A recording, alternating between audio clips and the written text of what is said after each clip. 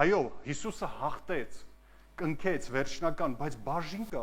ու մեզ տվեց իշխանություն, որ մենք հաղթահարելով առաջ գնանք։ Բաներ, որոնք մենք ի զորու ենք հաղթահարել, թանկագիններ։ Ու եթե կանչես Հիսուսին այս ժամանակի մեջ ու ասես Հիսուս, ուղղություն տար, ասում եմ, լսի ղեկը ես քո ձեռքերի մեջ եմ տվել։ Ես այդ քո կյանքի ղեկը տվել եմ քո ձեռքերի մեջ ու ես պատրաստ եմ ձեռքս դնելու քո ձեռքի վրա, օգնելու,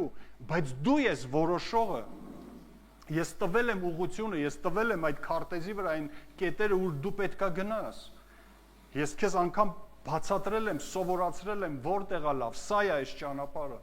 բայց լսի դու ղեկդ վերցրա քո ձեռքերի վրա, դու ղեկիդ ուշադրություն դարձրա։ Մի թույլ տուր, որ ղեկը պտտվի, ինչպես քամին կպտտի։